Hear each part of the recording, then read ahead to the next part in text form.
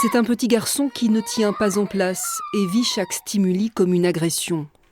Caïs souffre d'une forme sévère d'autisme, des troubles du comportement qui se sont déclarés après un développement normal jusqu'à l'âge de 2 ans.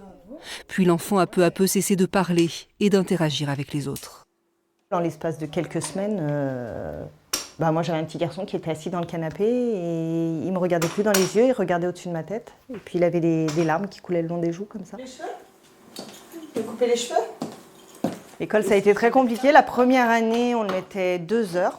Et on le mettait 2 heures à l'école, mais sans AVS. Donc il fallait que je vienne le récupérer avant la récréation. Et la 2e année et la 3e année de maternelle, ça a été des demi-heures, des 2 heures, des 3 heures. Je le range. Depuis septembre dernier, Caïs n'est plus scolarisé. Pas de place en institut spécialisé, des délais trop longs pour une prise en charge à domicile. C'est sa maman qui s'occupe de lui à plein temps. C'est un combat tout le temps, c'est-à-dire que du moment que j'ai eu le diagnostic, dans un sens, j'étais soulagée parce que je savais ce qui arrivait à mon enfant. Donc on vous lâche dans la nature comme ça avec un petit garçon, vous ne savez pas ce que c'est que l'autisme, vous ne savez pas ce qui vous attend réellement.